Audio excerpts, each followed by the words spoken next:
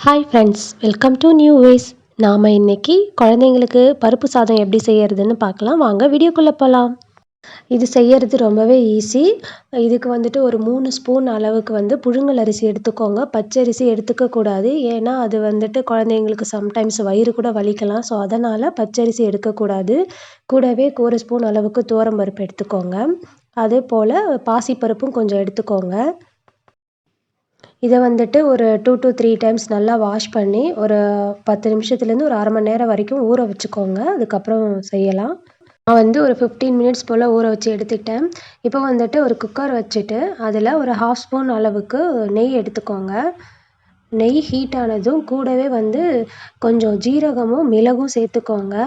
ஒரு 10 மந்த்துக்கு மேலே பேபிக்கு நீங்கள் கொடுக்குறீங்கன்னா ஒரே ஒரு வரமிளகாய் சேர்த்துக்கலாம், அதாவது ரெட் சில்லி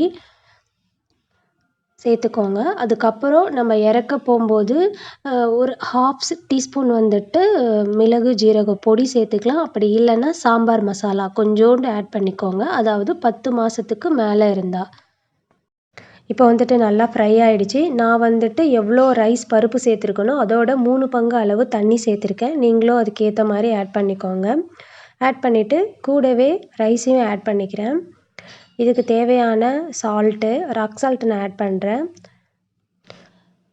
இது கூடவே நான் மஞ்சள் தூள் ஆட் பண்ணுறேன். இது வீட்டிலேயே இடித்த மஞ்சள் தூள், அதனால தான் இப்படி இருக்குது. குக்கரில் போட்டு வச்சுருங்க. 4 விசில் போதும். 4 விசிலில் நல்லா குழஞ்சி வெந்துடும். இப்போ இதை ஓப்பன் பண்ணலாம். நல்லா வெந்திருக்கு. மேலே பார்க்க தான் அப்படி இருக்குது. கரண்டி வச்சு பார்த்தோன்னா நல்லா மசியுது. இது 5 மந்த்து பேபி கொடுக்குறீங்கன்னா ஒரு ஸ்மாஷர் வச்சு நல்லா ஸ்மாஷ் பண்ணிக்கோங்க. அப்படி இல்லைன்னா மிக்சியில் ஒரு அடி அடிச்சுக்கோங்க. லைட்டாக போதும். அவ்வளோதான்.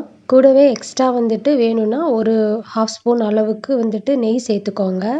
இது நல்லா பேபிக்கு வெயிட் கெயின் பண்ணும் ஃபுட்டு இது. இது டெய்லிக்கும் ஒரு வேளை கொடுக்கலாம். ரொம்பவே சிம்பிளாக செய்யக்கூடிய அரிசி பருப்பு சாதம் இது. இது குழந்தைங்களுக்கு ரொம்பவே நல்லது. இந்த வீடியோ உங்களுக்கு ரொம்பவே யூஸ்ஃபுல்லாக இருந்திருக்கும்னு நான் நினைக்கிறேன். இந்த வீடியோ உங்களுக்கு பிடிச்சிருந்தா மறக்காமல் நம்ம சேனலை சப்ஸ்கிரைப் பண்ணுங்கள். தேங்க்யூ ஃபார் வாட்சிங். தேங்க்யூ.